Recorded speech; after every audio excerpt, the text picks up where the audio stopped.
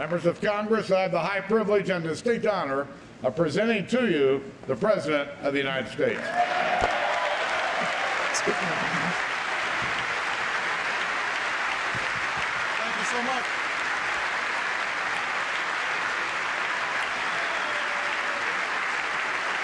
Thank you. Thank you so much. Mr. Speaker, Mr. Vice President, members of Congress, my fellow Americans. We are 15 years into this new century. 15 years that dawned with terror touching our shores, that unfolded with a new generation fighting two long and costly wars, that saw a vicious recession spread across our nation and the world. It has been and still is a hard time for many. But tonight, we turn the page. Tonight, after a breakthrough year for America, our economy is growing and creating jobs at the fastest pace since 1999.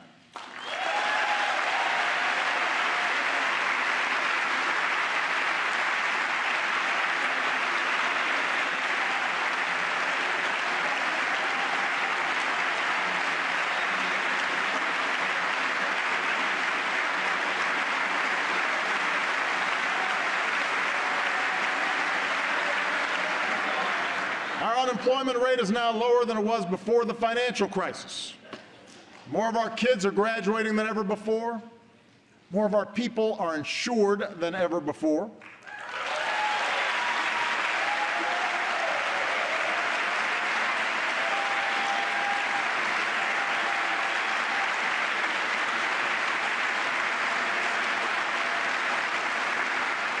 And we are as free from the grip of foreign oil as we've been in almost 30 years.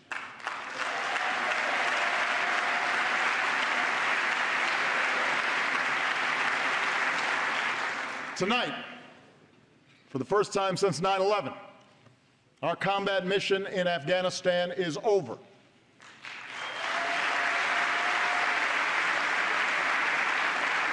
Six years ago, nearly 180,000 American troops served in Iraq and Afghanistan.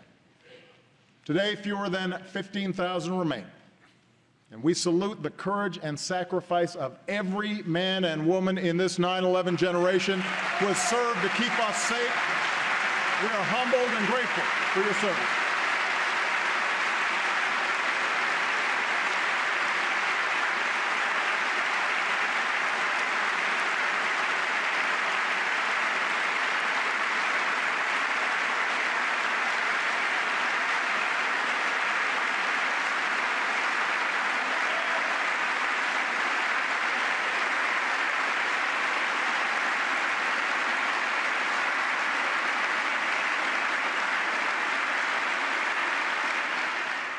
America, for all that we have endured, for all the grit and hard work required to come back, for all the tasks that lie ahead, know this: the shadow of crisis has passed, and the state of the Union is strong.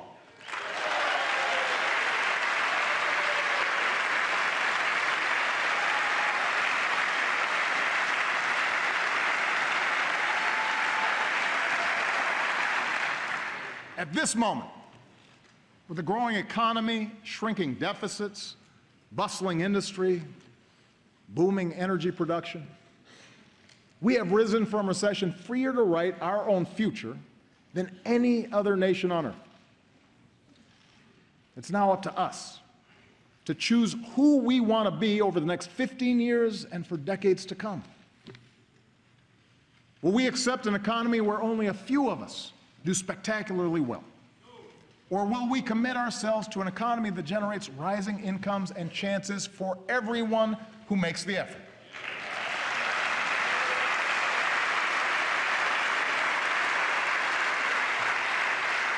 Will we approach the world fearful and reactive, dragged into costly conflicts that strain our military and set back our standing? Or will we lead wisely, using all elements of our power to defeat new threats and protect our planet? Will we allow ourselves to be sorted into factions and turned against one another?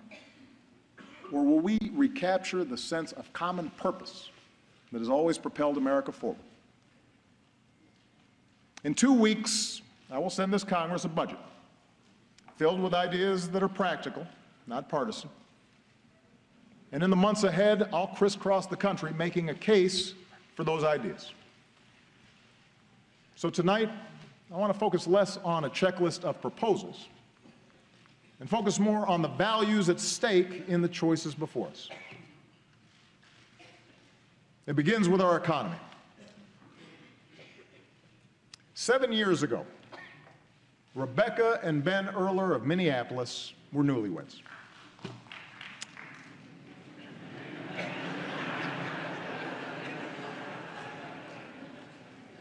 She waited tables, he worked construction. Their first child, Jack, was on the way. They were young and in love in America. And it doesn't get much better than that. If only we had known, Rebecca wrote to me last spring, what was about to happen to the housing and construction market. As the crisis worsened, Ben's business dried up. So he took what jobs he could find, even if they kept him on the road for long stretches of time. Rebecca took out student loans and enrolled in community college and retrained for a new career. They sacrificed for each other. And slowly it paid off. They bought their first home. They had a second son, Henry. Rebecca got a better job and then a raise.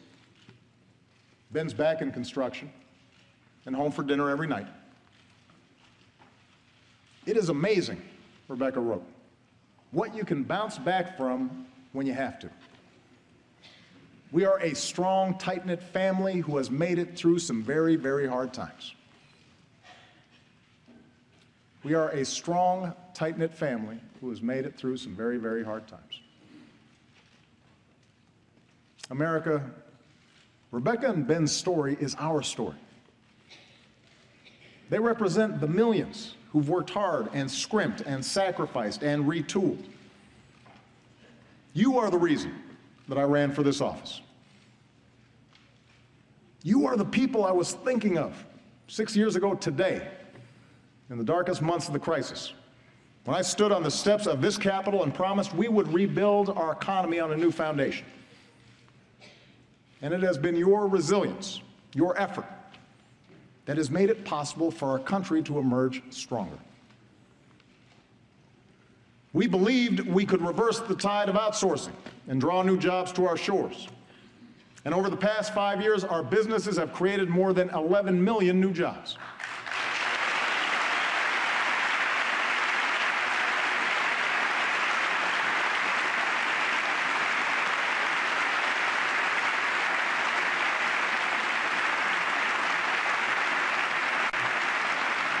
We believed we could reduce our dependence on foreign oil and protect our planet.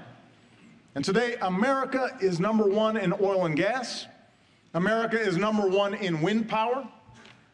Every 3 weeks, we bring online as much solar power as we did in all of 2008. And thanks to lower gas prices and higher fuel standards, the typical family this year should save about $750 at the pump.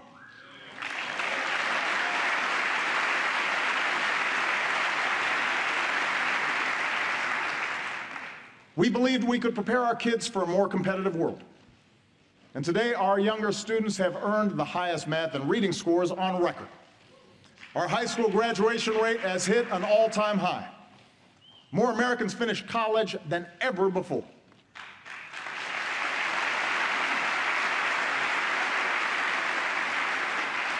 We believed that sensible regulations could prevent another crisis, shield families from ruin, and encourage fair competition. Today, we have new tools to stop taxpayer-funded bailouts and a new consumer watchdog to protect us from predatory lending and abusive credit card practices. And in the past year alone, about 10 million uninsured Americans finally gained the security of health coverage.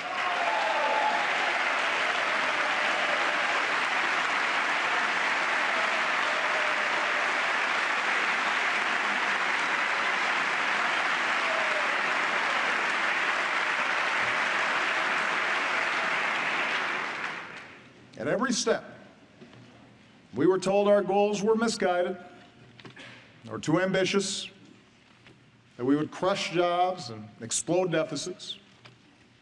Instead, we've seen the fastest economic growth in over a decade, our deficits cut by 2/3, a stock market that has doubled, and healthcare inflation at its lowest rate in 50 years.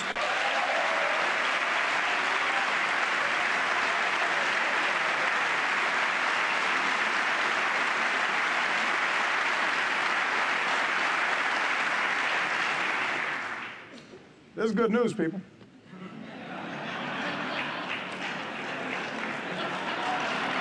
So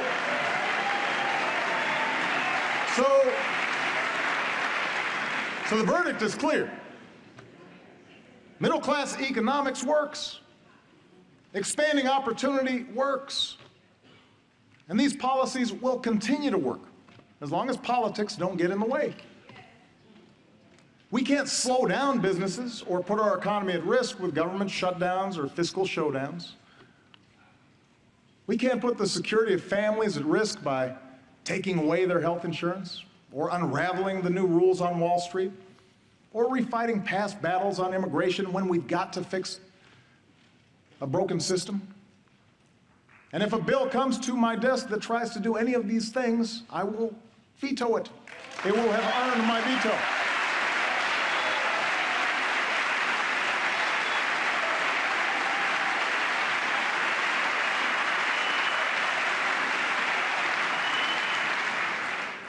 Today, thanks to a growing economy, the recovery is touching more and more lives. Wages are finally starting to rise again. We know that more small business owners plan to raise their employees' pay than at any time since 2007. But here's the thing. Those of us here tonight, we need to set our sights higher than just making sure government doesn't screw things up. The government doesn't halt the progress we're making. We need to do more than just do no harm. Tonight, together, let's do more to restore the link between hard work and growing opportunity for every American.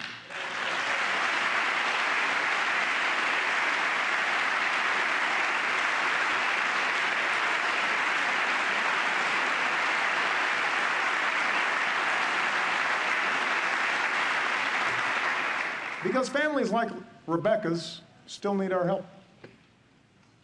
She and Ben are working as hard as ever, but they've had to forego vacations and a new car so that they can pay off student loans and save for retirement. Friday night pizza, that's a big splurge. Basic child care for Jack and Henry costs more than their mortgage and almost as much as a year at the University of Minnesota. Like millions of hardworking Americans, Rebecca isn't asking for a handout, but she is asking that we look for more ways to help families get ahead. And in fact, at every moment of economic change throughout our history, this country has taken bold action to adapt to new circumstances and to make sure everyone gets a fair shot. We set up worker protections, Social Security, Medicare, Medicaid, to protect ourselves from the harshest adversity.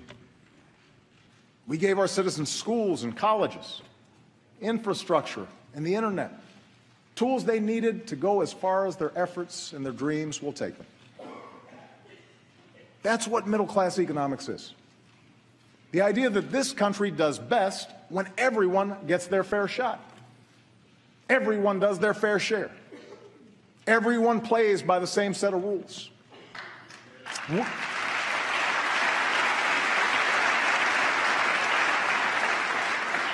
We don't just want everyone to share in America's success, we want everyone to contribute to our success. So what does middle-class economics require in our time? First, middle-class economics means helping working families feel more secure in a world of constant change. It means helping folks afford childcare, college, health care, a home, retirement. And my budget will address each of these issues, lowering the taxes of working families and putting thousands of dollars back into their pockets each year.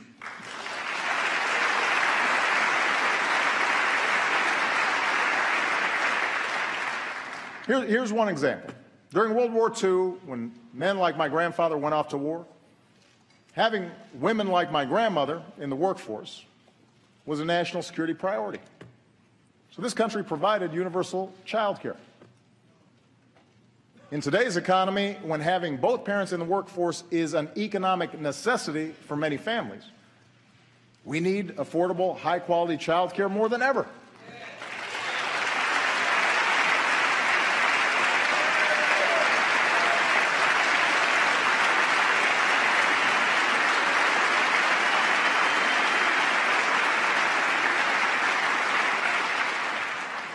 It's not a nice to have.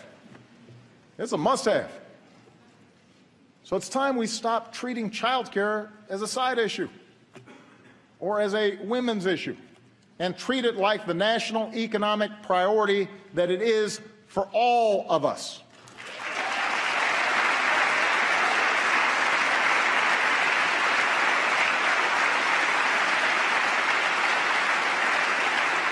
And that's why my plan will make quality child care more available and more affordable for every middle-class and low-income family with young children in America, by creating more slots and a new tax cut of up to $3,000 per child per year.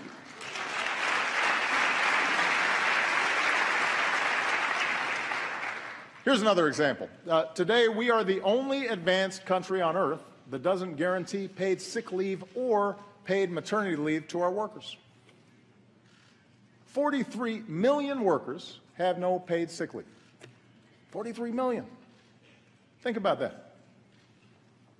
And that forces too many parents to make the gut-wrenching choice between a paycheck and a sick kid at home.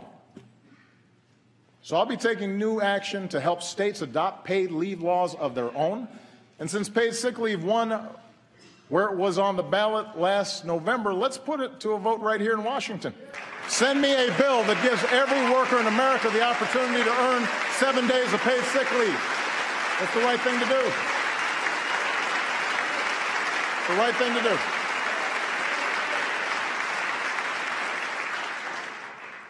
Of course, nothing helps families make ends meet like higher wages. That's why this Congress still needs to pass a law that makes sure a woman is paid the same as a man for doing the same work.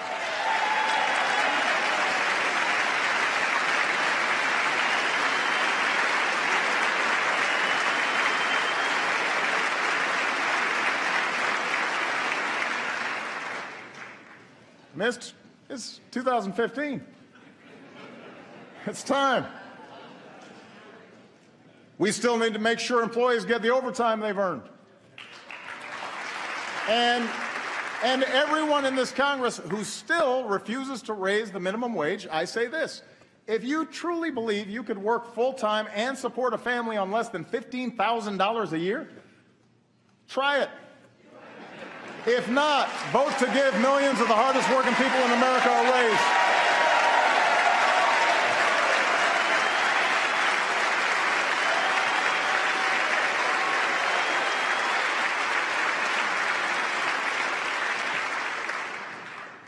Now, these ideas won't make everybody rich, won't relieve every hardship.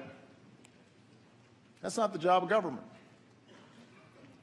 To give working families a fair shot, we still need more employers to see beyond next quarter's earnings and recognize that investing in their workforce is in their company's long-term interest. We still need laws that strengthen rather than weaken unions and give American workers a voice. But you know, things like child care and sick leave and equal pay, Things like lower mortgage premiums and a higher minimum wage. These ideas will make a meaningful difference in the lives of millions of families. That's a fact. And that's what all of us, Republicans and Democrats alike, were sent here to do. And second, to make sure folks keep earning higher wages down the road, we have to do more to help Americans upgrade their skills. You know, America thrived in the 20th century because we made high school free, sent a generation of GIs to college, trained the best workforce in the world. We were ahead of the curve. But other countries caught on. And in a 21st century economy that rewards knowledge like never before, we need to up our game. We need to do more. By the end of this decade, 2 in 3 job openings will require some higher education. 2 in 3. And yet we still live in a country where too many bright, striving Americans are priced out of the education they need. It's not fair to them, and it's sure not smart for our future. And that's why I'm sending this Congress a bold new plan to lower the cost of community college to zero.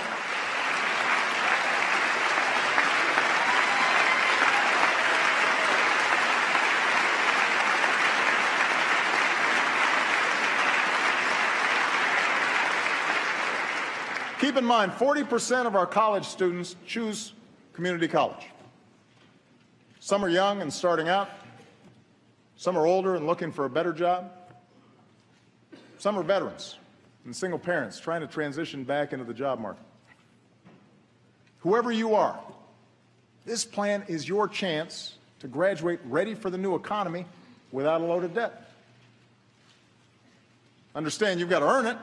You've got to keep your grades up and graduate on time. Tennessee, a state with Republican leadership, and Chicago, a city with Democratic leadership, are showing that free community college is possible. I want to spread that idea all across America so that 2 years of college becomes as free and universal in America as high school is today.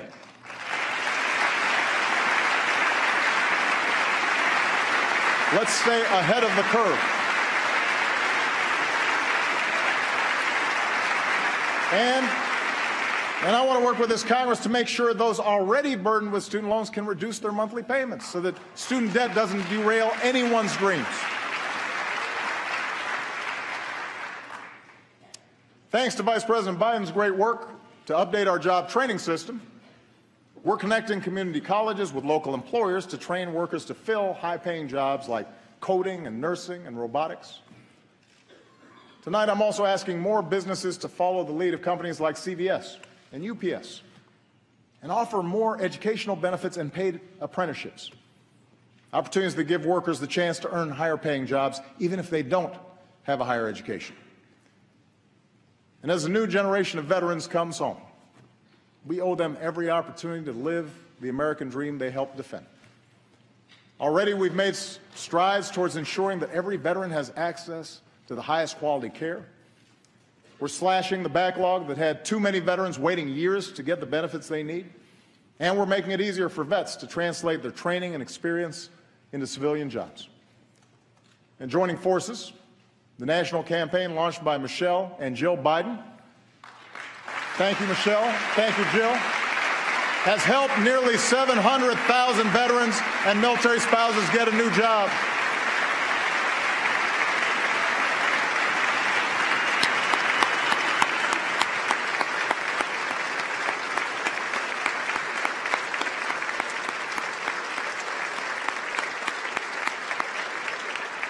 So to every CEO in America, let me repeat, if you want somebody who's going to get the job done and done right, hire a veteran.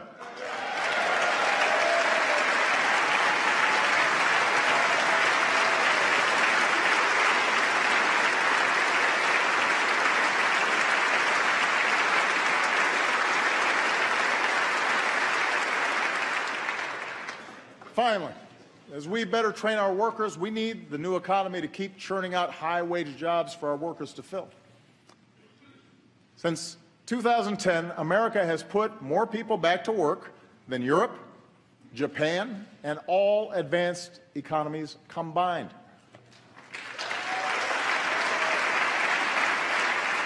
Our manufacturers have added almost 800,000 new jobs. Some of our bedrock sectors, like our auto industry, are booming. But there are also millions of Americans who work in jobs that didn't even exist 10 or 20 years ago. Jobs at companies like Google and eBay and Tesla. So no one knows for certain which industries will generate the jobs of the future. But we do know we want them here in America. We know that.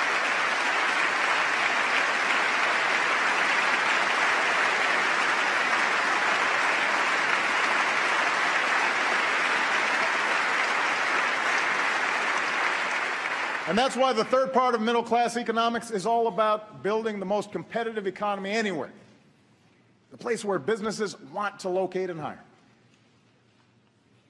21st century businesses need 21st century infrastructure, modern ports and stronger bridges, faster trains, and the fastest internet. Democrats and Republicans used to agree on this.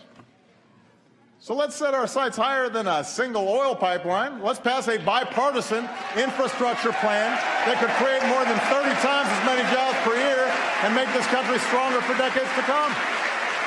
Let's do it. Let's get it done. Let's get it done. 21st century businesses, including small businesses, need to sell more American products overseas. Today, our businesses export more than ever, and exporters tend to pay their workers higher wages. But as we speak, China wants to write the rules for the world's fastest growing region. That would put our workers and our businesses at a disadvantage. Why would we let that happen? We should write those rules. We should level the playing field. That's why I'm asking both parties to give me trade promotion authority to protect American workers with strong new trade deals from Asia to Europe that aren't just free, but are also fair. It's the right thing to do.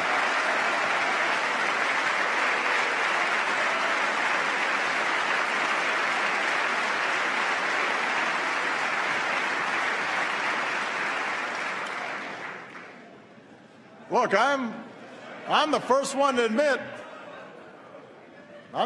admit that past trade deals haven't always lived up to the hype. And that's why we've gone after countries that break the rules at our expense. But 95% of the world's customers live outside our borders. We can't close ourselves off from those opportunities. More than half of manufacturing executives have said they're actively looking to bring jobs back from China. So let's give them one more reason to get it done. 21st century businesses will rely on American science and technology, research and development. I want the country that eliminated polio and mapped the human genome to lead a new era of medicine, one that delivers the right treatment at the right time.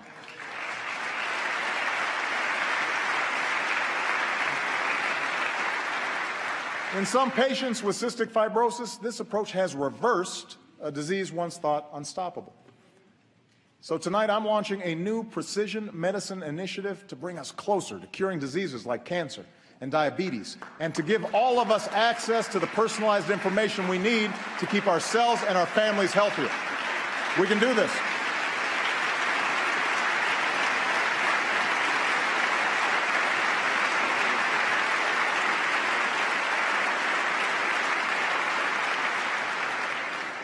I intend to protect a free and open internet, extend its reach to every classroom and every community, and help folks build the fastest networks so that the next generation of digital innovators and entrepreneurs have the platform to keep reshaping our world.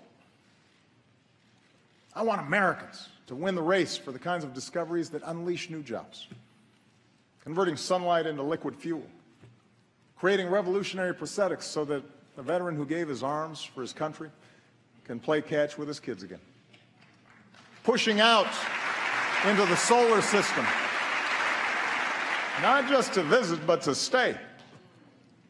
Now, last month, we launched a new spacecraft as part of a re-energized space program that will send American astronauts to Mars. And in 2 months, to prepare us for those missions, Scott Kelly will begin a year-long stay in space. So good luck, Captain. Make sure to Instagram it. We're proud of it.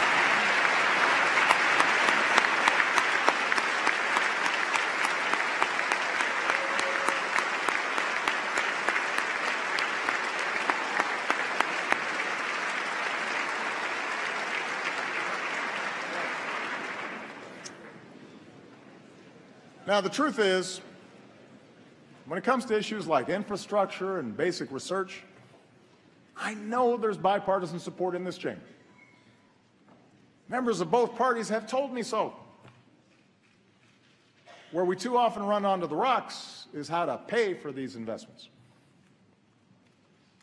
As Americans, we don't mind paying our fair share of taxes as long as everybody else does too. But for far too long, lobbyists have rigged the tax code with loopholes that let some corporations pay nothing while others pay full freight.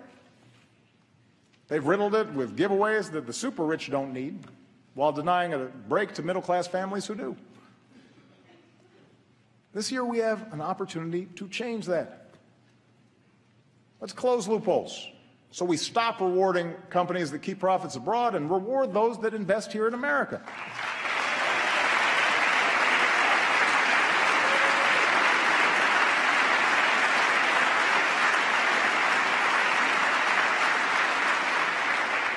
Let's use those savings to rebuild our infrastructure and to make it more attractive for companies to bring jobs home. Let's simplify the system and let a small business owner file based on her actual bank statement instead of the number of accountants she can afford.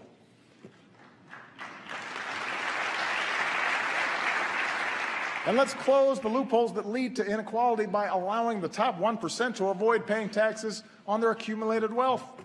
We can use that money to help more families pay for child care and send their kids to college.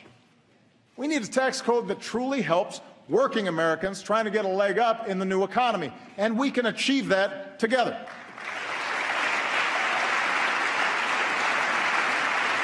We can achieve it together.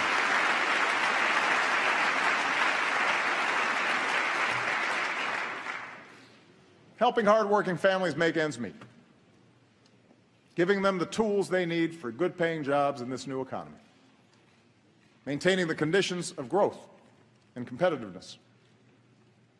This is where America needs to go. I believe it's where the American people want to go.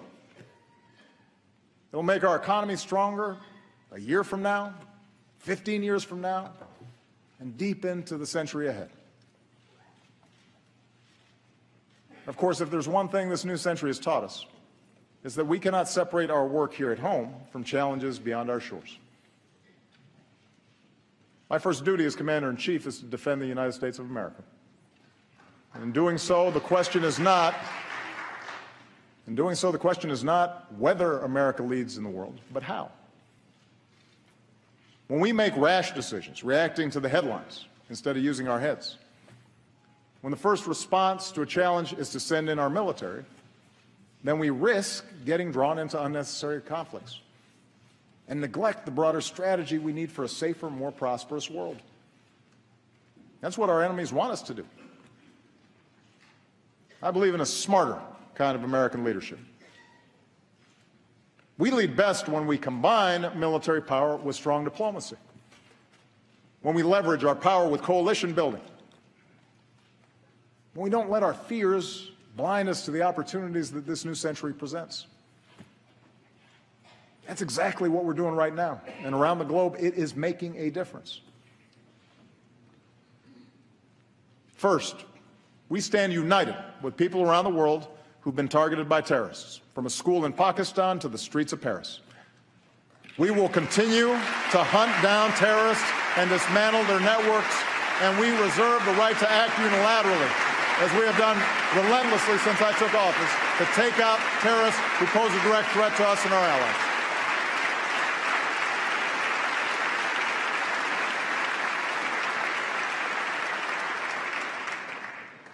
At the same time, we've learned some costly lessons over the last 13 years. Instead of Americans patrolling the valleys of Afghanistan, we've trained their security forces, who've now taken the lead. And we've honored our troops' sacrifice by supporting that country's first democratic transition. Instead of sending large ground forces overseas, we're partnering with nations from South Asia to North Africa to deny safe haven to terrorists who threaten America. In Iraq and Syria, American leadership, including our military power, is stopping ISIL's advance. Instead of getting dragged into another ground war in the Middle East, we are leading a broad coalition, including Arab nations, to degrade and ultimately destroy this terrorist group. We're also supporting a moderate opposition in Syria that can help us in this effort, and assisting people everywhere who stand up to the bankrupt ideology of violent extremism. Now, this effort will take time. It will require focus. But we will succeed. And tonight I call on this Congress to show the world that we are united in this mission by passing a resolution to authorize the use of force against ISIL. We need that authority. Second, we're demonstrating the power of American strength and diplomacy. We're upholding the principle that bigger nations can't bully the small by opposing Russian aggression and supporting Ukraine's democracy and reassuring our NATO allies.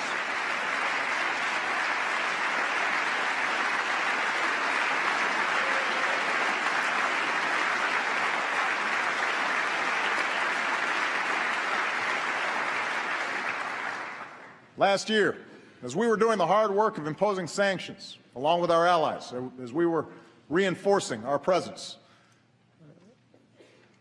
with the frontline states, Mr. Putin's aggression, it was suggested, was a masterful display of strategy and strength. That's what I heard from some folks.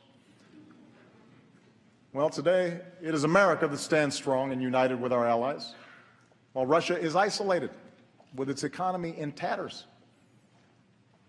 That's how America leads, not with bluster, but with persistent, steady resolve.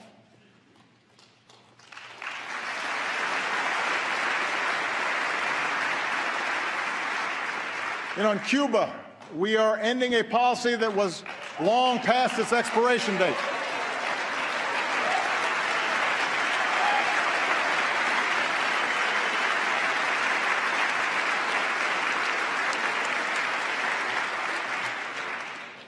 When what you're doing doesn't work for 50 years, it's time to try something new.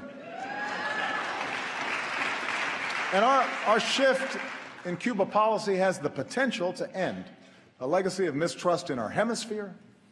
It removes a phony excuse for restrictions in Cuba, stands up for democratic values, and extends the hand of friendship to the Cuban people.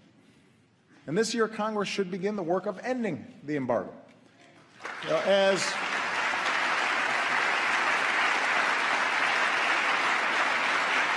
His Holiness Pope Francis has said,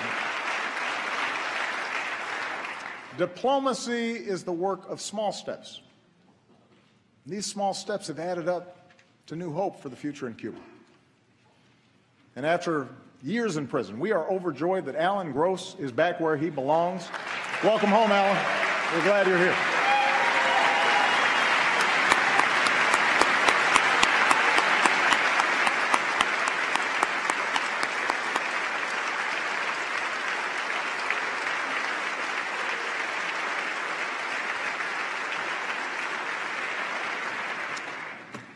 Our diplomacy is at work with respect to Iran, where for the first time in a decade we've halted the progress of its nuclear program and reduced its stockpile of nuclear material. Between now and this spring, we have a chance to negotiate a comprehensive agreement that prevents a nuclear-armed Iran, secures America and our allies, including Israel, while avoiding yet another Middle East conflict. There are no guarantees that negotiations will succeed, and I keep all options on the table to prevent a nuclear Iran. But new sanctions passed by this Congress at this moment in time will all but guarantee that diplomacy fails, alienating America from its allies, making it harder to maintain sanctions, and ensuring that Iran starts up its nuclear program again. It doesn't make sense. And that's why I will veto any new sanctions bill that threatens to undo this progress.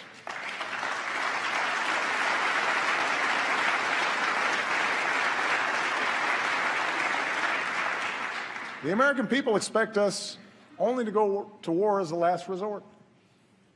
And I intend to stay true to that wisdom. Third, we're looking beyond the issues that have consumed us in the past to shape the coming century. No foreign nation, no hacker should be able to shut down our networks, steal our trade secrets, or invade the privacy of American families, especially our kids.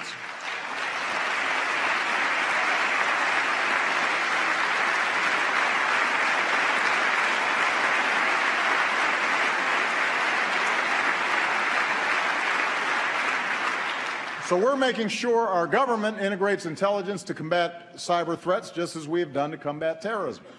And tonight I urge this Congress to finally pass the legislation we need to better meet the evolving threat of cyber attacks, combat identity theft, and protect our children's information. That should be a bipartisan effort.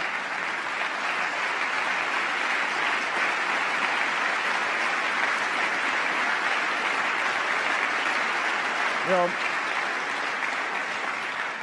if we don't act, we'll leave our nation and our economy vulnerable. If we do, we can continue to protect the technologies that have unleashed untold opportunities for people around the globe. In West Africa, our troops, our scientists, our doctors, our nurses, our healthcare workers are rolling back Ebola, saving countless lives and stopping the spread of disease.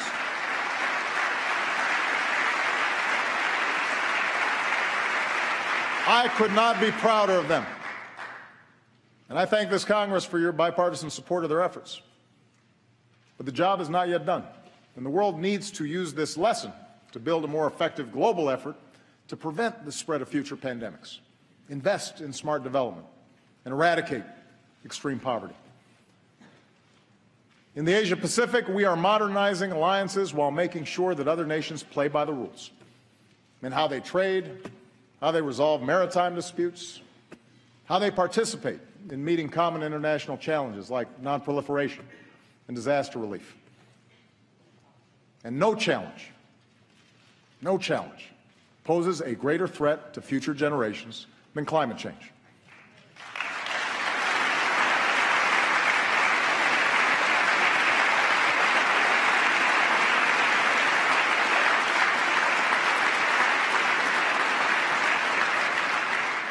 2014 was the planet's warmest year on record.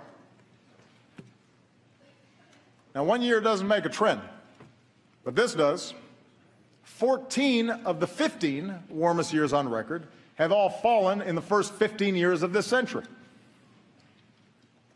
I've heard some folks try to dodge the evidence by saying they're not scientists, that we don't have enough information to act.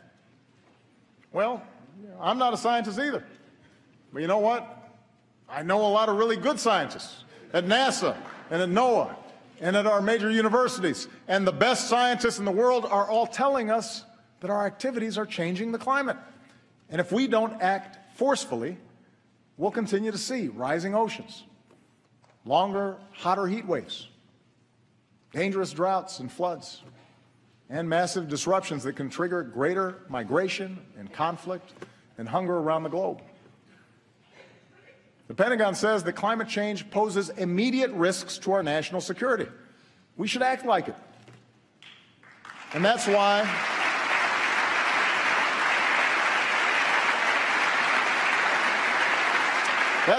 over the past 6 years, we've done more than ever to combat climate change, from the way we produce energy to the way we use it. That's why we've set aside more public lands and waters than any administration in history. And that's why I will not let this Congress endanger the health of our children by turning back the clock on our efforts.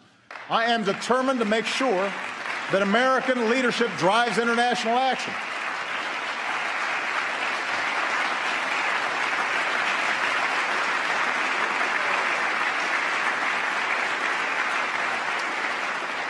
In Beijing, we made a historic announcement. The United States will double the pace at which we cut carbon pollution, and China committed for the first time to limiting their emissions. And because the world's two largest economies came together, other nations are now stepping up and offering hope that this year the world will finally reach an agreement to protect the one planet we've got. And there's one last pillar of our leadership, and that's the example of our values. As Americans, we respect human dignity even when we're threatened, which is why I have prohibited torture and worked to make sure our use of new technology like drones is properly constrained.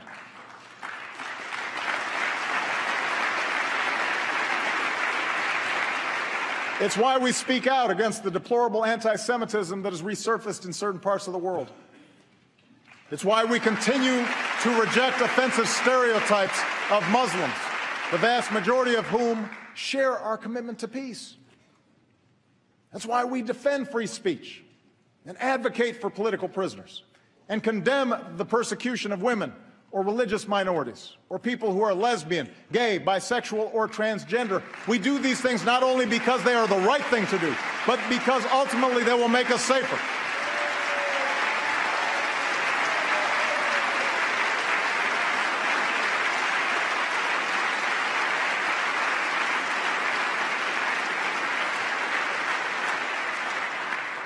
As Americans, we have a profound commitment to justice. So it makes no sense to spend $3 million per prisoner to keep open a prison that the world condemns and terrorists use to recruit. Since I've been president, we've worked responsibly to cut the population of Gitmo in half. Now it is time to finish the job, and I will not relent in my determination to shut it down. It is not who we are. It's time to close Gitmo.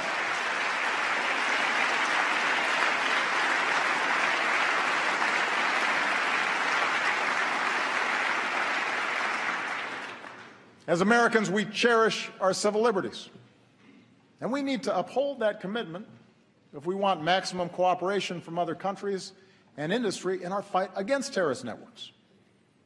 So while some have moved on from the debates over our surveillance programs, I have not.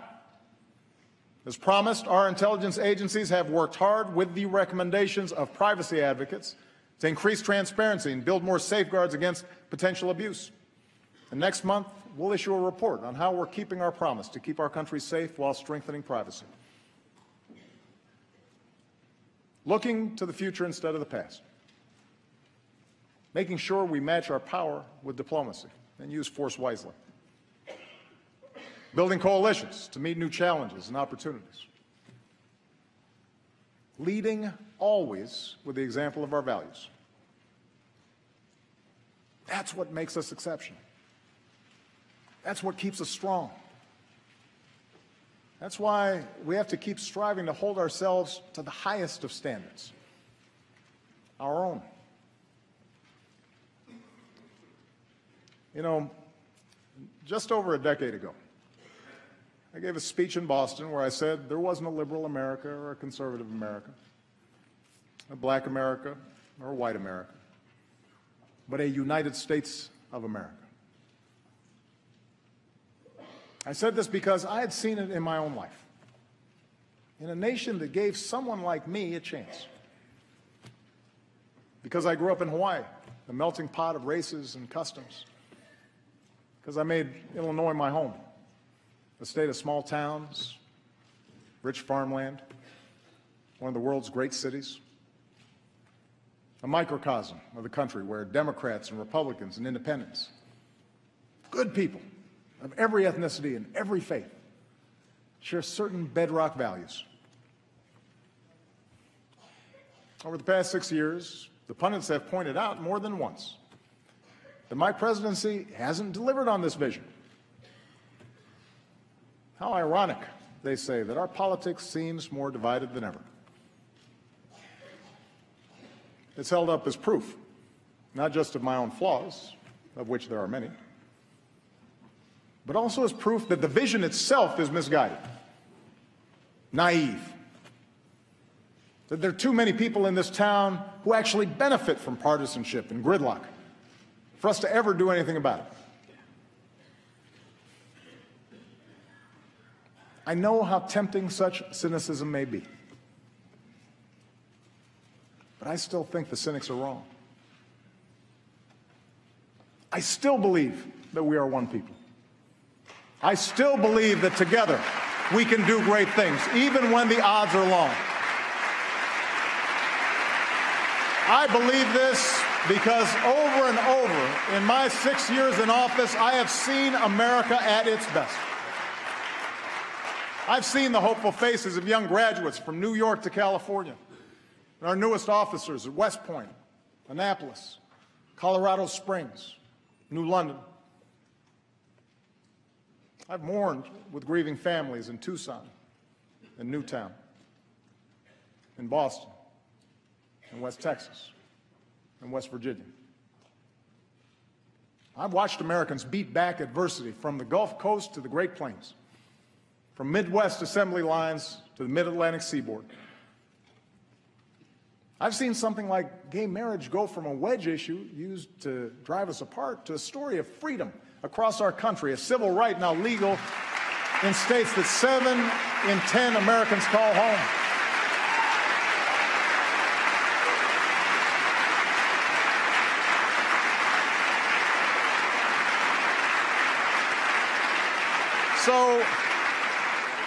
So I know the good and optimistic and big-hearted generosity of the American people, who every day live the idea that we are our brother's keeper and our sister's keeper. And I know they expect those of us who serve here to set a better example. So the question for those of us here tonight is how we, all of us, can better reflect America's hopes. I've served in Congress with many of you. I know many of you well. There are a lot of good people here on both sides of the aisle. And many of you have told me that this isn't what you signed up for. Arguing past each other on cable shows, the constant fundraising, always looking over your shoulder at how the base will react to every decision. Imagine if we broke out of these tired old patterns. Imagine if we did something different. Understand, a better politics isn't one where Democrats abandon their agenda or Republicans simply embrace mine. A better politics is one where we appeal to each other's basic decency instead of our basest fears. A better politics is one where we debate without demonizing each other, where we talk issues and values and principles and facts rather than gotcha moments or trivial gaffes or fake controversies that have nothing to do with people's daily lives. A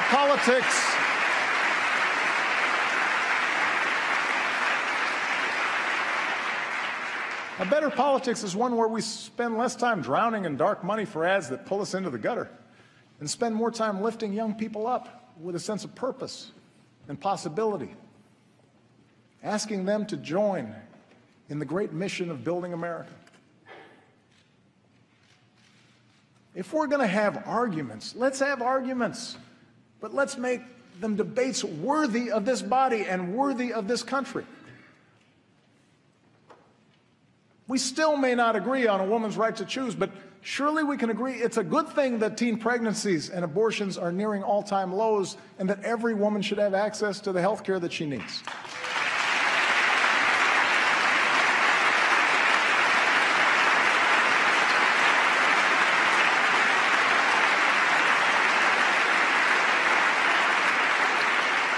Yes, passions still fly on immigration, but surely we can all see something of ourselves in the striving young student and agree that no one benefits when a hardworking mom is snatched from her child, and then it's possible to shape a law that upholds our tradition as a nation of laws and a nation of immigrants.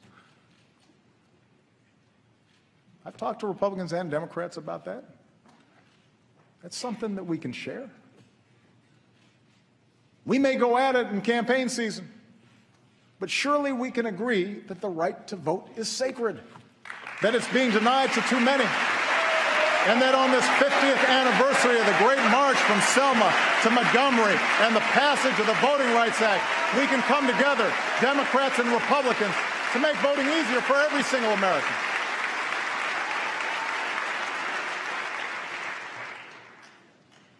We may have different takes on the events of Ferguson and New York,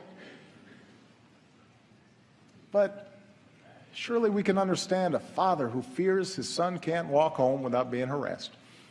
And surely we can understand the wife who won't rest until the police officer she married walks through the front door at the end of his shift. And surely we can agree that it's a good thing that for the first time in 40 years, the crime rate and the incarceration rate have come down together. And use that as a starting point for Democrats and Republicans, community leaders and law enforcement to reform America's criminal justice system so that it protects and serves all of us.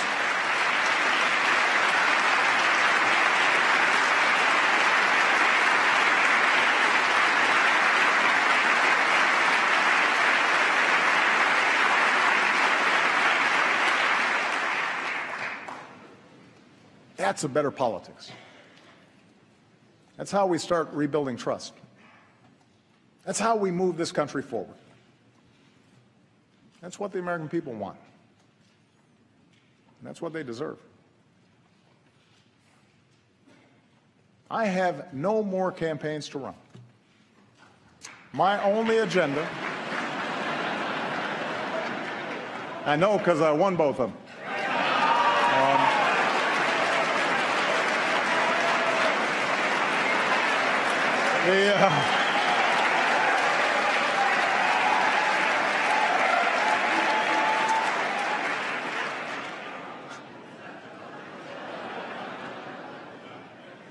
My only agenda for the next 2 years is the same as the one I've had since the day I swore an oath on the steps of this Capitol: to do what I believe is best for America.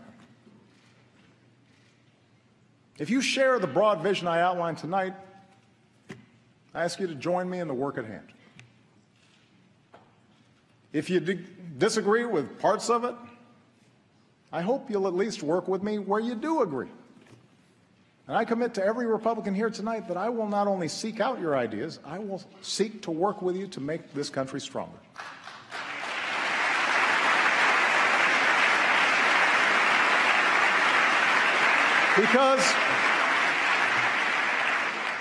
Because I want this chamber, I want this city to reflect the truth that for all our blind spots and shortcomings, we are a people with the strength and generosity of spirit to bridge divides, to unite in common effort, to help our neighbors, whether down the street or on the other side of the world. I want our actions to tell every child in every neighborhood, your life matters. And we are committed to improving your life chances, as committed as we are to working on behalf of our own kids. I want future generations to know that we are a people who see our differences as a great gift, that we're a people who value the dignity and worth of every citizen. Man and woman, young and old, black and white, Latino, Asian, immigrant, Native American, gay, straight, Americans with mental illness or physical disability. Everybody matters. I want them to grow up in a country that shows the world what we still know to be true, that we are still more than a collection of red states and blue states, that we are the United States of America.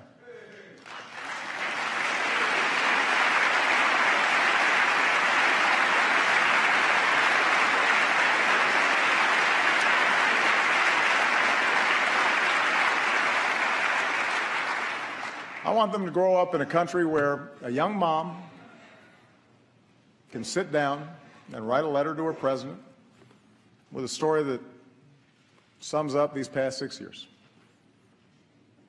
It's amazing what you can bounce back from when you have to. We are a strong, tight-knit family who's made it through some very, very hard times. My fellow Americans, we too are a strong, tight-knit family. We too have made it through some hard times. 15 years into this new century, we have picked ourselves up, dusted ourselves off, and begun again the work of remaking America. We have laid a new foundation. A brighter future is ours to write. Let's begin this new chapter together. And let's start the work right now. Thank you. God bless you. God bless this country we love. Thank you.